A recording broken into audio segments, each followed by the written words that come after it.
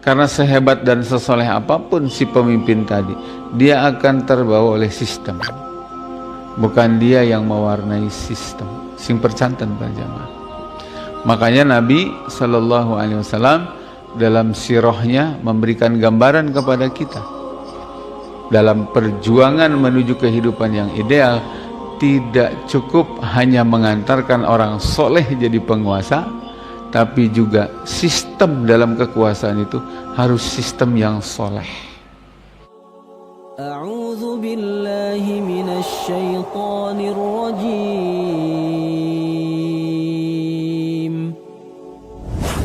Bismillahirrahmanirrahim. Bismillahirrahmanirrahim. Alhamdulillahirabbil alamin. Allahumma shalli ala sayyidina Muhammadin wa ala alihi wa sahbihi ajmain. La haula wa la quwwata illa billahil aliyil azim. Amma ba'du, para jamaah. Lebat dina pelajaran katilu ya.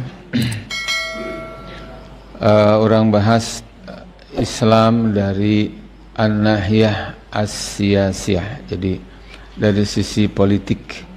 Karena politik itu termasuk ajaran Islam anu luar biasa agung.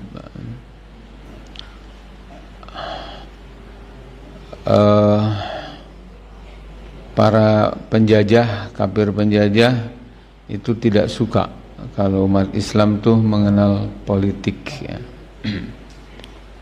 Atau sekalipun dikenalkan politik, mereka mendoktrin dengan politik ala mereka, model mereka, yaitu politik demokrasi ya. Yang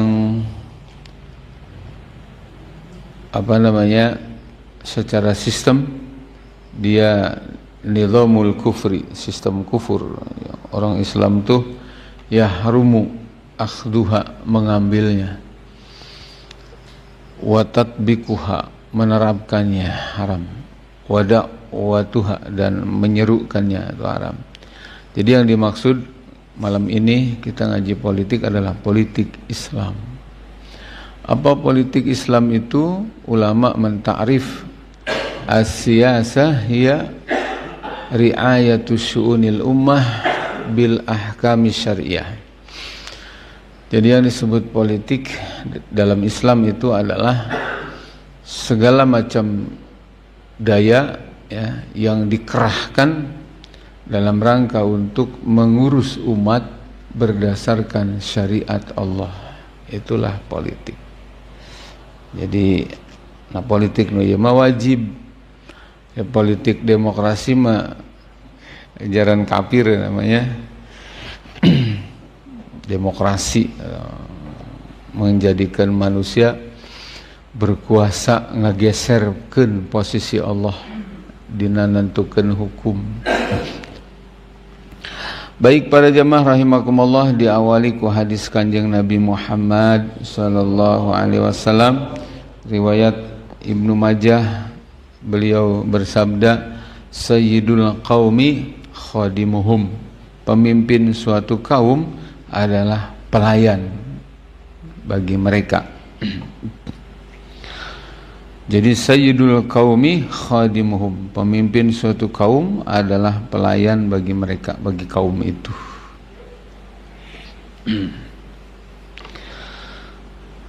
Mula Al-Qari dalam kitabnya Syarah Sahih Bukhari menyatakan bahwa yang dimaksud ini adalah pemimpin itu harus melayani dalam rangka apa? Mewujudkan berbagai kemaslahatan masyarakat, kaum, rakyat ya, dan mengurusi keadaan mereka secara lahir batin. Itu para jamaah.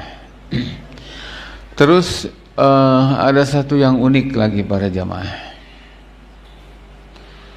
Nabi mengistilahkannya tuh dengan bahasa ar-ra'i war-ra'iyah. pemimpinnya disebut ra'i, rakyatnya disebut ar-ra'iyah, al-mar'i. Ya. Bahasanya itu adalah yang mengembala dan yang digembala. Itu punya makna khas banget pada jamaah. Jadi maaf ya, antara pemimpin dengan rakyat itu layaknya orang yang punya kambing dengan kambing. Maaf. Coba orang yang punya kambing atau punya ternak gitu, selama dia akalnya waras, maka dia akan punya perasaan senang kalau ngelihat kambingnya sehat, gemuk, segut makan, lintuh gitu, senang. Sebaliknya, kalau ada yang punya kambing, dia senang melihat kambingnya ada kurus, taradahar gitunya, balah jukutna ge rebutan jeung nu boga gambe di dahar gitu. Ini dipastikan orang ini sudah tidak segelo lah gitulah ya. Yang namanya punya piaraan ternak, coba nu gaduh hembe lah. Itu di mana liwat matanya tuh bakal memandang tekaup ningali jukut, sehingga nu resep mancing tekaup ningali empang spot ya. Itu iraha yang punya kambing atau yang punya sapi itu selalu membayangkan halus si jukut ya, sehingga enak ya mau ngarit di dia gitu kan. Nah, itu istilah yang luar biasa, ar-ra'i war-ra'iyah.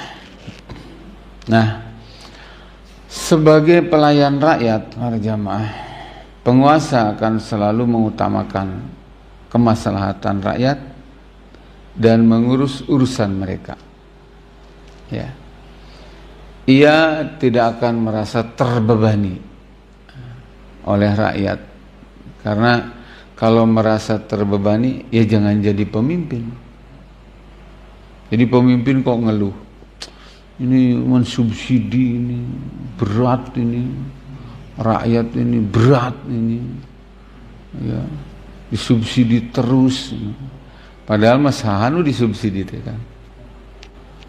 Baik, selanjutnya pada jamaah rahimakumullah, dalam hadis riwayat Imam Muslim, Nabi bersabda, "Fal amir alladzi 'alan nasi ra'in wa huwa mas'ulun an ra'iyatih." Ya. Seorang pemimpin di mana dia mengurus rakyat, maka dia akan ditanya perihal rakyatnya. Rakyatnya tuh iman apa hente, soleh apa hente, taat apa maksiat, lapar apa kenyang. Itu berat lah ditanya. Berat banget. Komo anu istilahna awak jang mawa awak sorangan gitu bisa gitu. Ieu deui jadi pemimpin gitu. Keur nanggung jawabkeun amal sorangan ge cantang tuh bisa katanggung. Ieu deui kudu nanggung kabeh rakyat. Gitu para jamaah. Jadi lamun lurah bakal katanyaan perihal rakyatna sadesaeun tah. Mata lamun aya lurah sambutan lo PBB we ngacaprak teh. Ingatkeun rakyatna sarolat gitu. Ya, jarakat, ibu-ibuna nu geus darewasa baraleg nutup aurat gitu. Kepala desa di mana-mana teh PBB we digegejeg teh. Ya. Di ditu lain di dieu ya. Bahkan suatu ketika para jamaah rahimakumullah, An Abi Dzar qala qultu ya Rasulullah ala tastamilani qala fadaraba bi yadihi ala mankibaya summa qala ya Aba Dzar innaka dha'if wa innaha amanah wa innaha yaumal qiyamati khizyun wa nadamah illa man akhadhaha bihaqqiha wa adda alladhi alaihi fiha. Suatu ketika sahabat Abu Dzar kepada Rasulullah sallallahu alaihi wasallam bilang begini, ya Rasulullah, angkat atuh abdi jantan pejabat. supaya abdi tiasa damel. Posisi Nabi sebagai kepala negara. Kemudian Nabi langsung megang pundaknya Abi Dar sambil mengatakan, "Hei Abu Dar." Kan Rasulullah tuh nggak suka ngasih jabatan ke orang yang minta, tuh Rasul tuh nggak mau. Sekanjeng Nabi, jabatan itu amanah. Pada hari kiamat, jabatan itu rata-rata akan membuat kehinaan dan penyesalan. Kecuali bagi orang yang mengambilnya dengan benar, artinya sesuai Islam gitu. Dan menunaikannya secara benar, artinya sesuai dengan Islam. Nutu sesuai dengan Islam mah khizyun wa nadamah, akan menjerumuskan ke dalam kehinaan dan penyesalan. Nauzubillah min dzalik. Ini penting ya, terutama menjelang 2024. Anu anti Islam kan ada dak pura-pura pro Islam ya. Ya. Aya syekh kafir segala ya. Aya nu anti jilbab ngadadak make kerudung ini. Jadi naon? Jadi uhti. Jadi ahi, jadi uhti. Ya ampun ya Allah ya Rabb. Baik, jamaah rahimakumullah, karena itu Rasulullah Shallallahu Alaihi Wasallam mencela pemimpin atau penguasa yang abai terhadap urusan rakyat, apalagi jika penguasa tersebut sering bertindak zalim terhadap rakyatnya. Dalam hadis beliau bersabda, perhatikan para jamaah, inna syarrar ru'a al-hutamah. Sungguh seburuk-buruk pemimpin itu adalah al-hutamah. Siapa al-hutamah itu? Pemimpin yang sering berbuat dolim kepada rakyatnya, tidak menyayangi rakyatnya. Terus saya hadis keras banget Pak. Nabi bersabda, ma min abdin yastar'ihillahu ra'iyah. Tidaklah ada seorang hamba diamanahi untuk menjadi pemimpin, mengurusi rakyat. Yamutu yauma yamut wa huwa ghasul li ra'iyatihi. Kemudian dia mati dalam keadaan membohongi, menipu rakyatnya. Kata Nabi, illa harramallahu alaihil jannah, kecuali Allah haramkan baginya surga. Surga nanti harus diharamkan ku Allah teh. Saur Kanjeng Nabi Pak. Berarti diwajibkan karena neraka. Ngarana asup neraka tanpa hisab ya. Haram itu. Gitu para jamaah. Itu ancaman bagi si pemimpinnya ya. Kemudian ada ancaman juga untuk para pendukungnya. Suatu ketika Nabi bersabda begini, masih kepada sahabat Abi Dar, a'adakallah min imaratis sufaha. Semoga Allah menyelamatkan engkau wahai Abi Dar dari keburukan penguasa bodoh. Maka qala wa ma imaratus sufaha ya Rasulullah. Apa yang disebut pemerintahan bodoh, pemimpin bodoh itu ya Rasul? Nabi menjawab, al umara'u yakununa ba'di la yaqtaduna bihadyi wa la yastannuna bisunnati. Yaitu para pejabat yang nanti datang sesudah masa aku, mereka ngurus rakyat tapi tidak dengan hidayah yang aku bawa, Quran maksudnya, tidak dengan sunnah yang aku contohkan. Ya, ada Quran di depan dia, ada sunnah di depan dia, tapi dia simpan tuh sejauh-jauhnya. Yang dia pakai dalam konteks ngurus rakyat sebagai kepala negara, sebagai aparatur pemerintah, dia pakai hukum di luar hukum Allah. Gitu para jamaah. Itu namanya pemerintahan bodoh. Nah terus kata Nabi, kalau pemerintahan sudah seperti itu, konsekuensinya pasti dua, pembohong dan dolim. pembohong dan jahat. Pasti. Nabi itu kalau bersabda bukan prediksi, karena wahyu, pasti. Kalau prediksi itu kan tadi sore saya lihat dalam Kamus Indonesia, perkiraan terhadap satu peristiwa yang akan datang dalam rangka untuk memperkecil kemungkinan meleset. Itu namanya apa? Prediksi. Kalau apa yang difirmankan Allah, yang disabdakan oleh Rasulullah mustahil meleset, maka itu bukan prediksi. Wahyu itu sesuatu yang pasti. Sekali lagi para jamaah, kalau ada pemerintahan sudah tidak menggunakan Al-Quran, sudah tidak menggunakan hadis Nabi, demi Allah pasti pembohong, pasti penjahat. Maka kata Nabi, faman saddaqahum bikidbihim, siapa saja para pendukung nih yang membenarkan kebohongan penguasa bodoh tadi, wa a'anahum ala dzulmihim, dan membantu, memfasilitasi, membela atas kedoliman para penguasa bodoh tadi, Nabi bilang, faulaika laisu minni, mereka bukan umatku, walastu minhum, aku juga tidak mau dinisbatkan menjadi nabinya dia. Itu kata Nabi. Ini ancaman nggak main-main ini. Buat siapa? Buat para buzzer, orang yang pura-pura bahagia dengan kenaikan BBM itu kan, dia tuh pura-pura bahagia, aslinya membelangsap ya. Baik jemaah yang dirahmati Allah Subhanahu wa taala, perhatikan sekali lagi ya. Pemimpin yang ideal adalah pemimpin yang telah digariskan oleh Islam.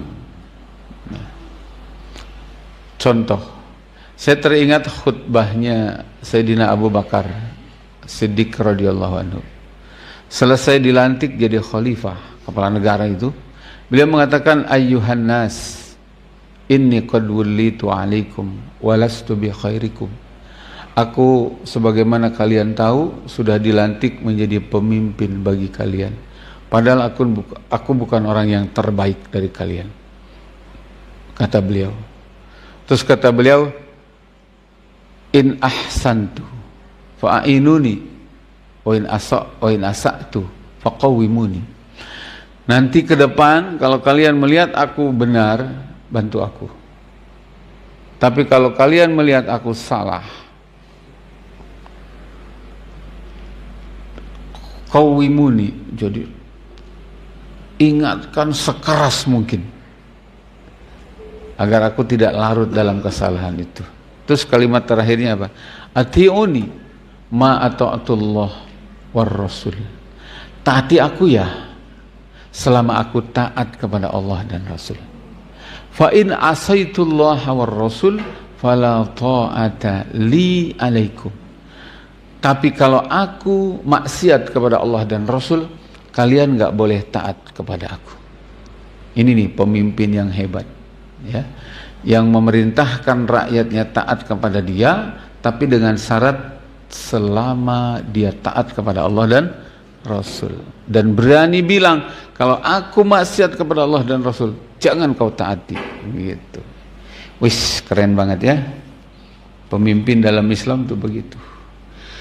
Nggak kayak pemimpin yang sekuler, yang nggak pakai agama ya, meskipun atributnya kayak ada aroma agama gitu, tapi dia katakan taati aku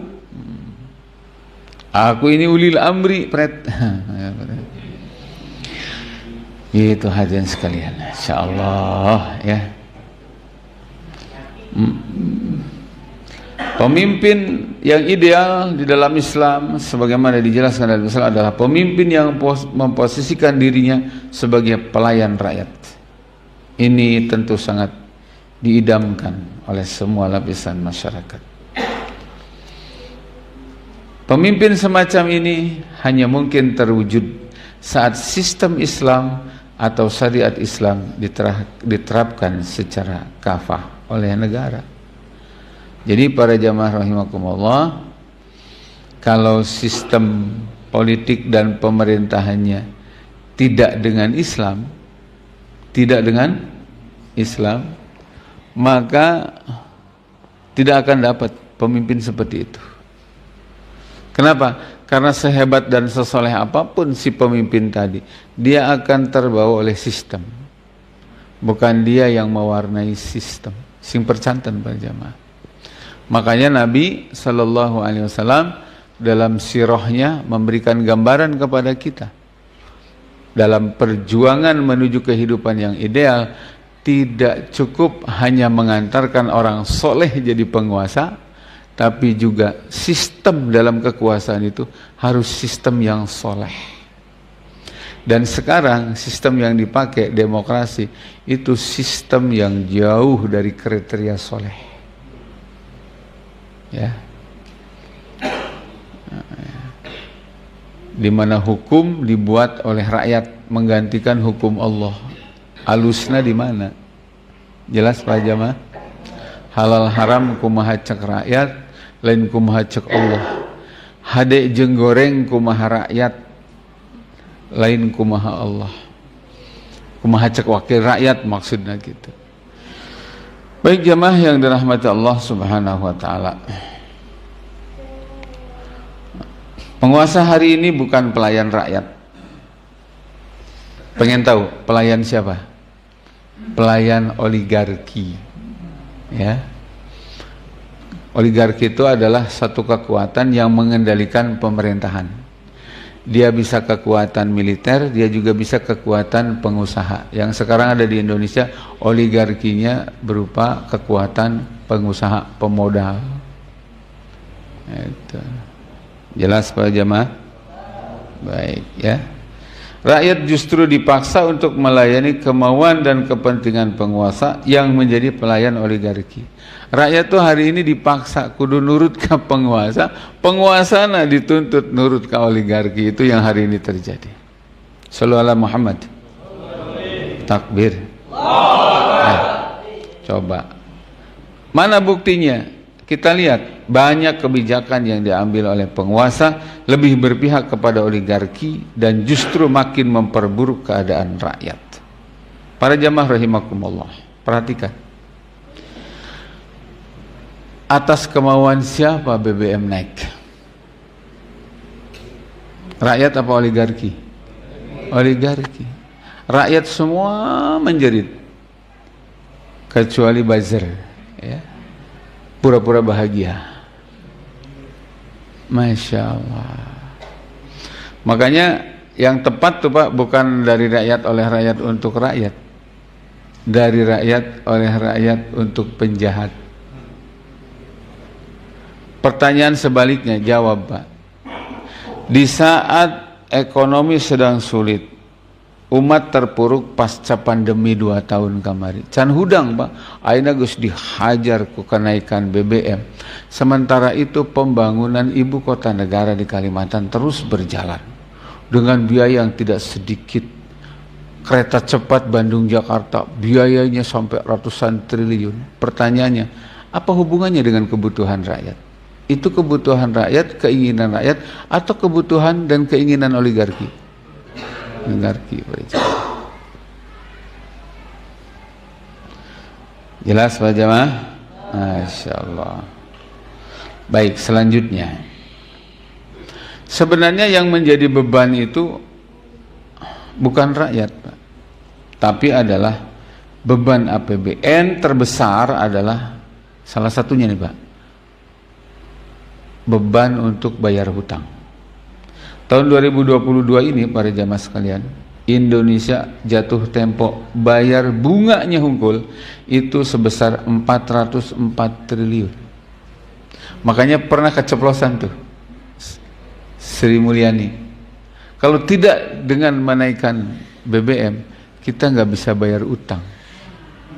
Hutangnya ladang naon? Apakah ladang untuk kepentingan rakyat atau untuk ugal-ugalan membangun infrastruktur yang tidak jelas dan tidak menyentuh kebutuhan rakyat? Dan itu faktanya Pak.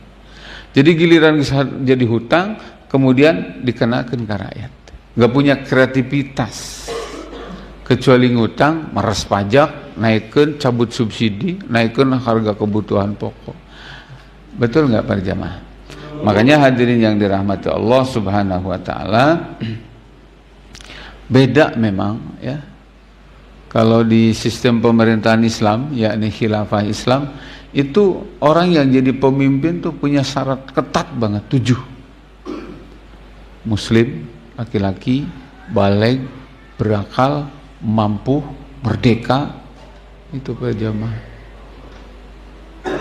Beda jeung di demokrasi, Pak. Ya, tekudu pinter gak bisa. Ya. Enggak usah merdeka, dia budak pun bisa. Kebijakan menaikkan harga BBM jelas akan menambah beban bagi rakyat. Setiap kali terjadi kenaikan harga BBM pasti diikuti dengan kenaikan harga-harga. Kenaikan harga BBM sudah pasti menyebabkan kenaikan biaya transportasi. Padahal transportasi menjadi salah satu urat nadi ekonomi bangsa ini. Jelas, Pak? Masya Allah. Tukang ojek, supir angkot tuh pukul banget dia. Terus ulah ngomong gitu, Pak. Keun bae atusan cenah lah. Lagi saya ti dituna. Keun bae mahal oge nu penting mah rezekina. Urang ngadoa we ka Allah cenah kitu.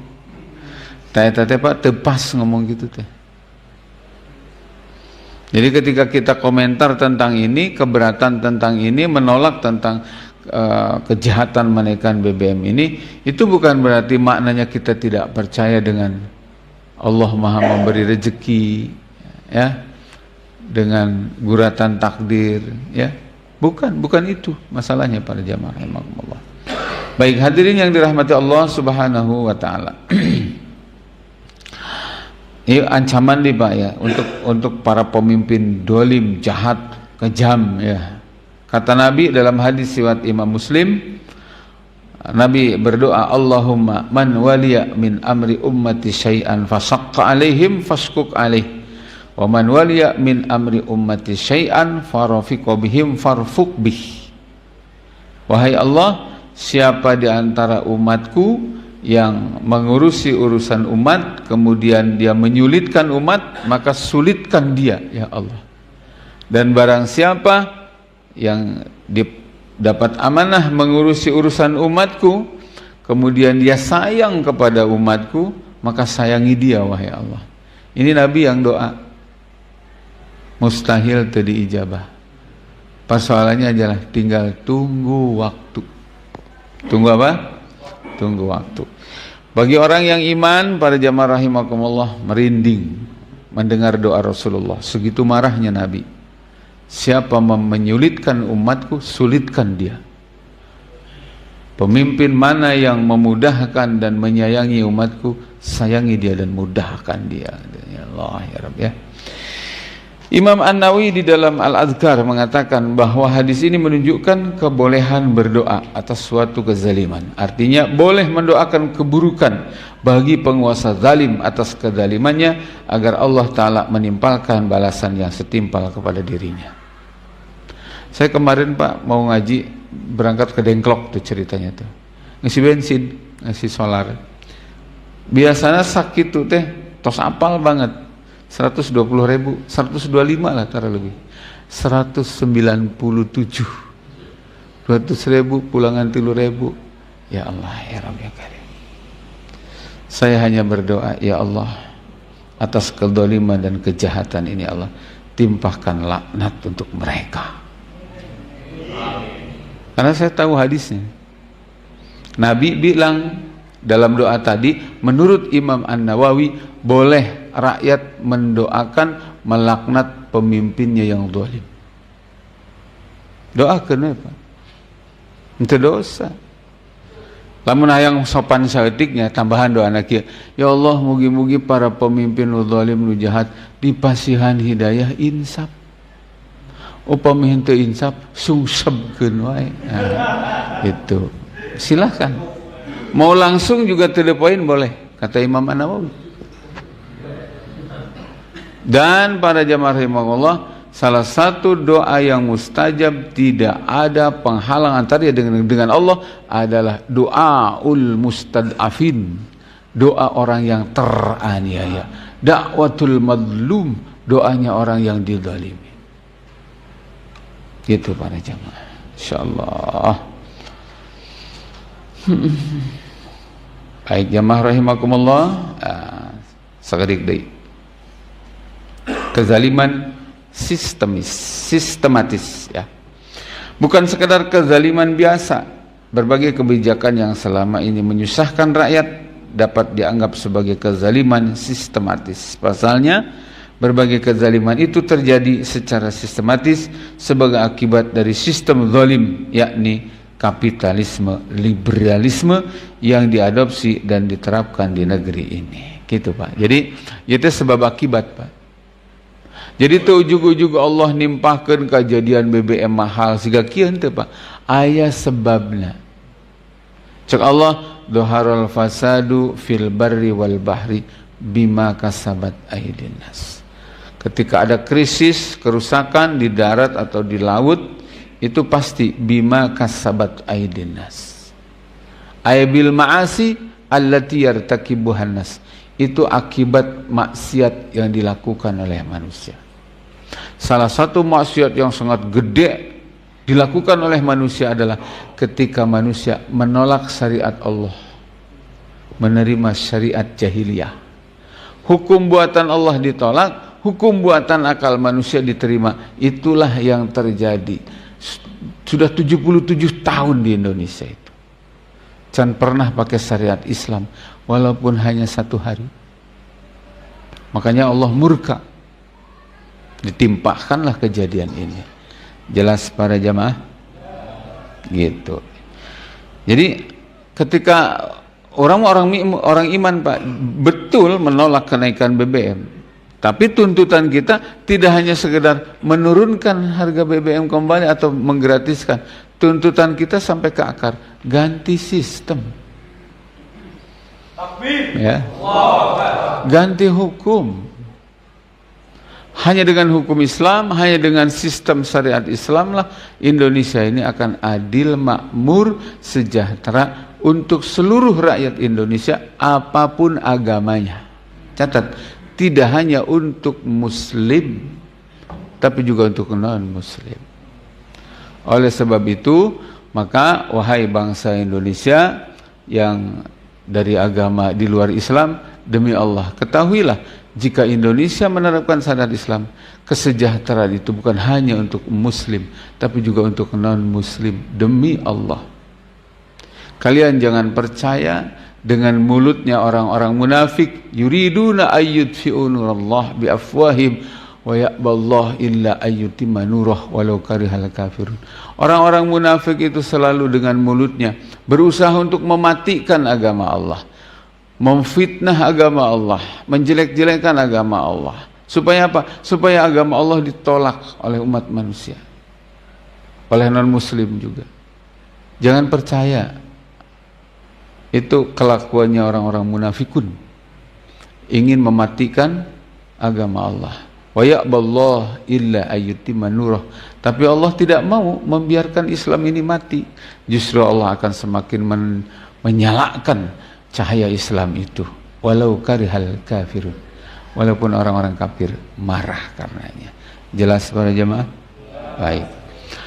Hadirin yang dirahmati Allah Subhanahu wa taala, jadi kembalilah kepada sistem yang soleh, kepada sistem yang baik ya, yakni sistem perpolitikan Islam, sistem bernegara Islam dan hukum Islam.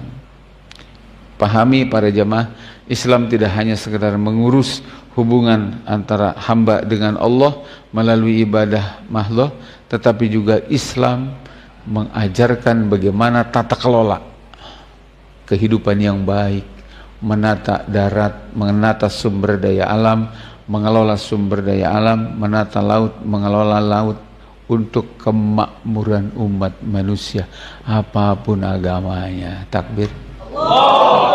Jadi jamaah rahimakumullah, kalau tidak begitu kita akan semakin gelap, kita akan semakin susah, krisis ini tidak akan berujung dengan solusi ya. Baik, untuk menutup para jamaah, saya ingat apa yang dikatakan oleh Syekh Ibnu Athaillah di dalam kitab Al-Hikam, la tarhal min kaunin ila kaunin kahimarin yasir al makanul ladzi irtahala ilaih huwa al makan alladzi irtahala minhu walakinil hal minal aqwan ilal mukawin. Itu janganlah kamu berputar-putar untuk menyelesaikan persoalan negara ini dari pemilu ke pemilu, dari pemilu ke pemilu, ya, dari sistem makhluk ke sistem makhluk, dari sistem kufur ke sistem kufur, terus menerus. Kamu kayak keledai, katanya gitu. Kayak keledai yang buat itu ngagiling gandum, itu kan dia muter terus di situ. Tempat yang dia tuju titik ini adalah tempat yang tadi dia tinggalkan, tuju lagi, katanya. Kata Imam Ibnu Athaillah, walakinir hal minal aqwan ilal mukawin. Pindahlah kamu dari makhluk ke Allah yang punya makhluk. Maksudnya apa? Dari sistem manusia pindahlah ke sistem Allah. Tong kagok Pak, nyembah Allah cuma jungkal-jungkal ke salat doang. Di luar salat aturan Allah dipicen. Daya hartina kikituan teh. Anu benar mah nyembah Allah dina waktu keur salat, nyembah Allah di luar waktu salat, yakni memperhatikan segala syariatnya Allah Subhanahu wa taala. Itu yang disebut dengan Islam kafah. Baik, semoga bermanfaat. Terima kasih dan mohon maaf. Kita tutup dengan doa kifaratul majlis. Wallahu a'lam bishawab. Alhamdulillahirabbil alamin. Subhanaka Allahumma wa bihamdik asyhadu an la ilaha illa anta astaghfiruka wa atubu ilaik. Assalamualaikum warahmatullahi wabarakatuh. Tah ayeuna acarana tos ditutup ku doa bilih hayatannya